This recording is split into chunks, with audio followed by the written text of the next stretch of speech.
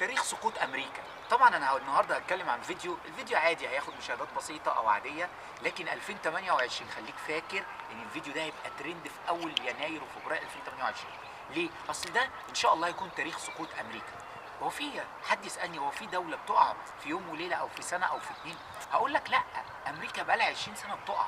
من اول احداث 11 سبتمبر والبرجين اللي اتدمروا، هيبه امريكا وقعت قدام العالم. ولما دخلت في حرب افغانستان ورجليهم غرزت في افغانستان وخارجين بافغانستان بمصيبه، ثم الازمه الاقتصاديه الحاده، ثم العنصريه اللي في امريكا، ثم الازمه الاقتصاديه الكبيره جدا، ثم الصراع بين الديمقراطيين والجمهوريين. طب هتقع ازاي؟ امريكا هتقع زي ما بدات، وبقول لك الفيديو ده ان شاء الله يبقى ترند 2028 وهياخد اعلى مشاهدات في الكره الارضيه كلها. ليه بقى؟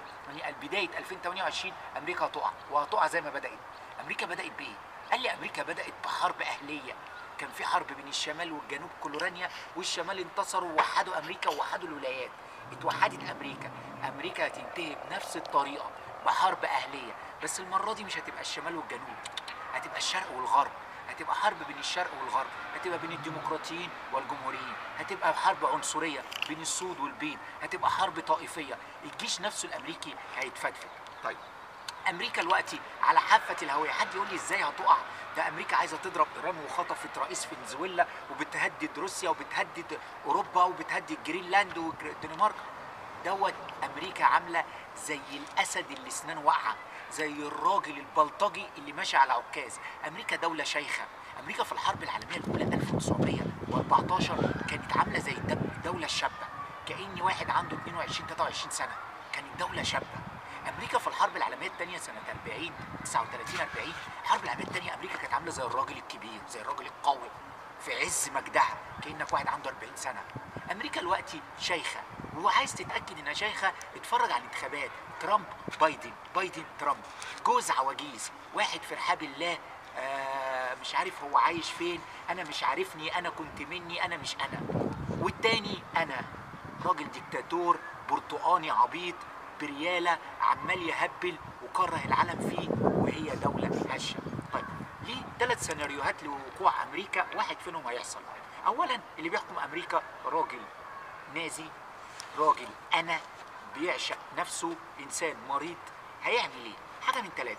هو عنده حاجه و70 سنه، يعني السنه 2 3 4 بالكتير ان شاء الله يروح في داهيه يموت، او هيجيله خلل او مرض فيحصل الفوضى في امريكا، او هيتقتل. لما يتقتل رئيس امريكا هتحصل الفوضى.